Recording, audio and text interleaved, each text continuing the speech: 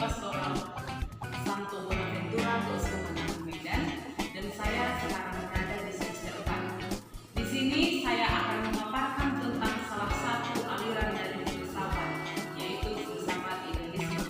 Yang akan saya jelaskan di sini yaitu yang pertama, penjelasan tentang pengertian filsafat secara umum.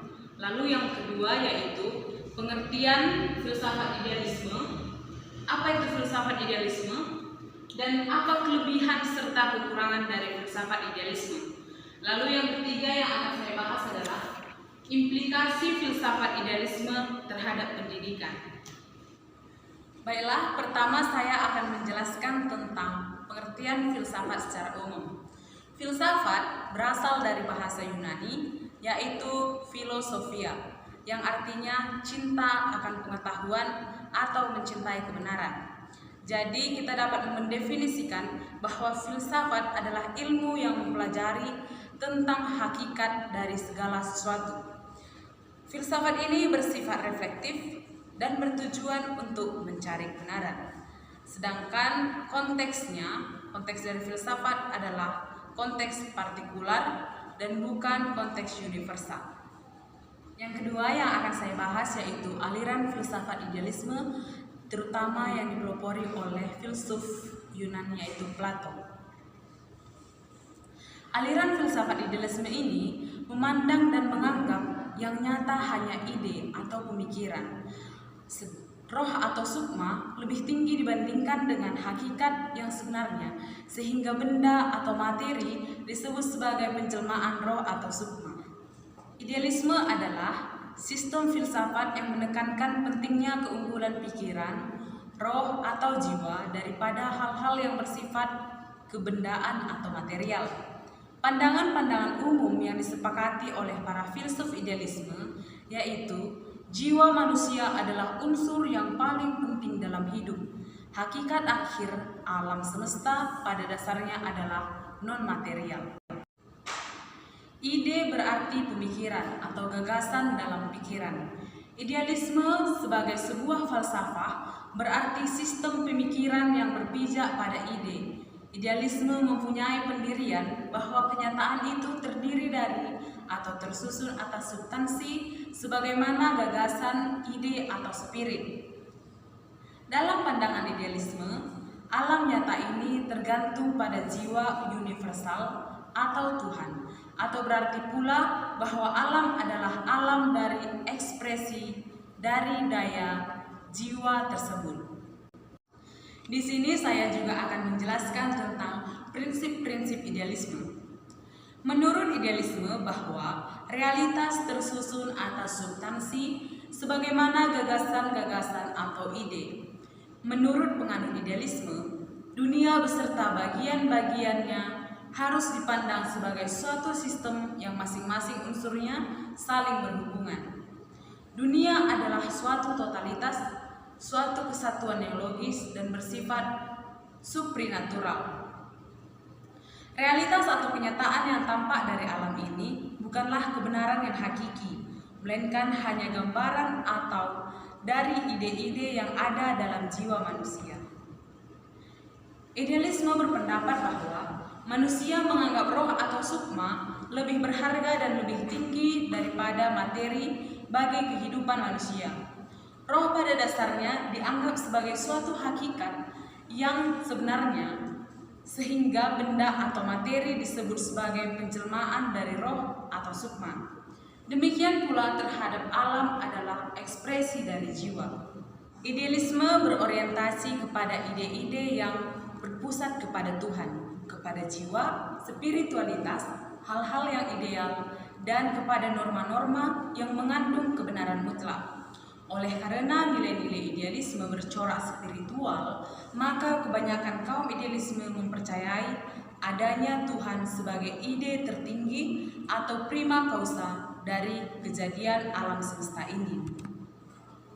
Jadi, secara umum, idealisme adalah pandangan yang menganggap hal yang terpenting adalah dunia ide-ide, sebab realitas yang sesungguhnya adalah dunia ide-ide tersebut.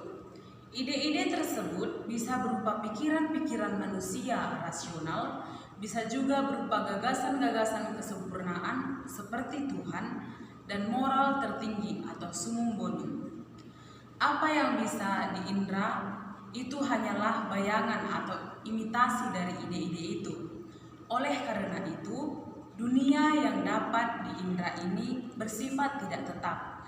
Beranjak dari hal tersebut di atas, maka sejarah, alam, pikiran manusia itu bisa menjadi bernilai atau memiliki makna oleh karena adanya ide di balik kenampakan.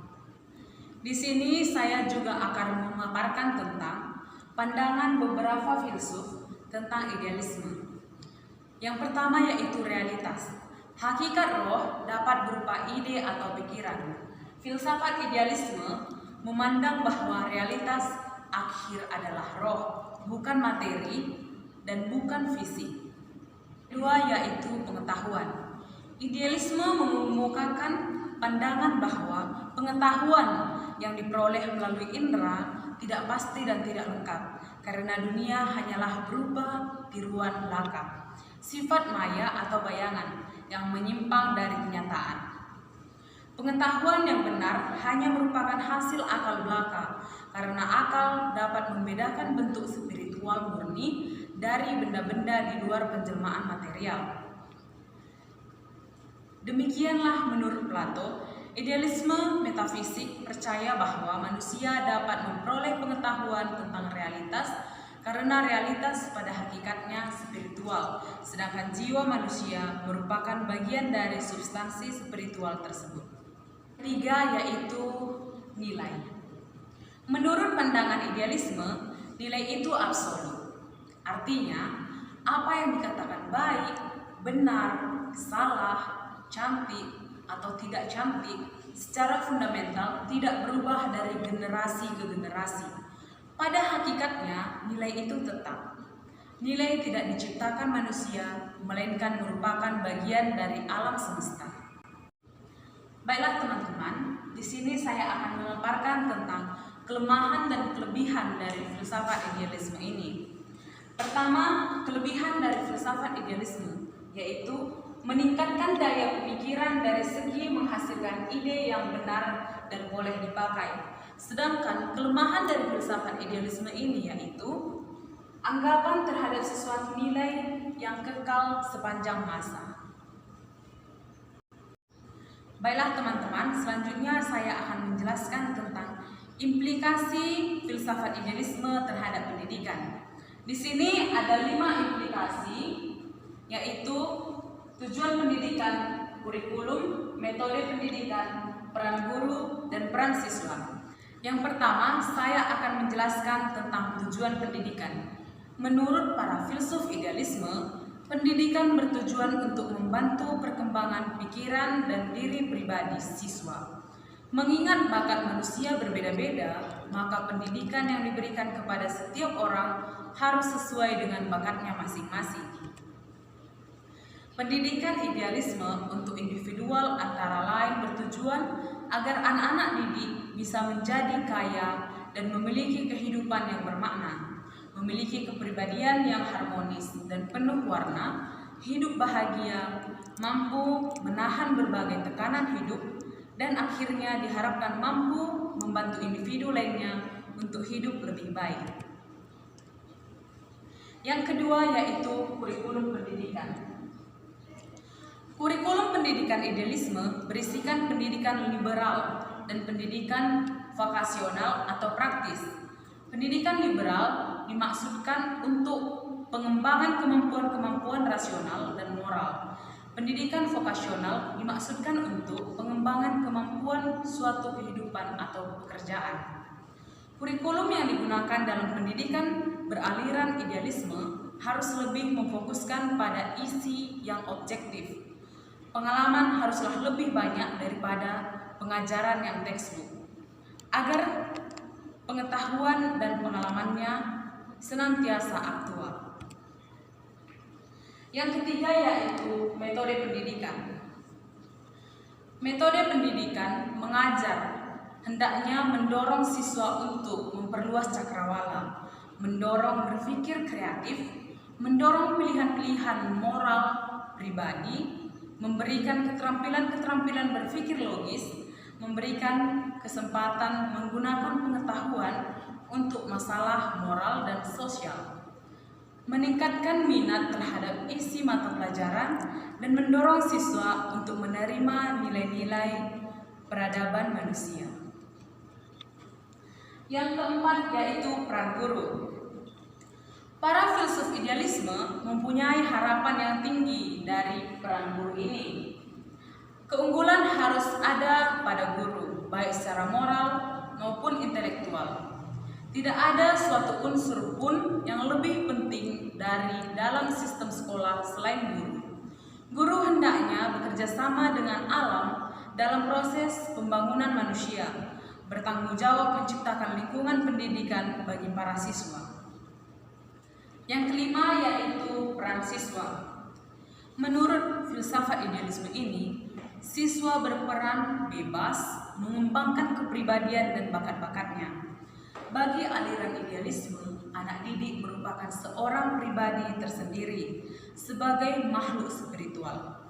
Mereka yang menganut paham idealisme senantiasa memperlihatkan bahwa apa yang mereka lakukan merupakan ekspresi dari keyakinannya sebagai pusat utama pengalaman pribadinya sebagai makhluk spiritual. Baiklah teman-teman, terima kasih telah menonton video ini. Semoga apa yang sudah saya jelaskan dapat menambah wawasan kita. Terima kasih.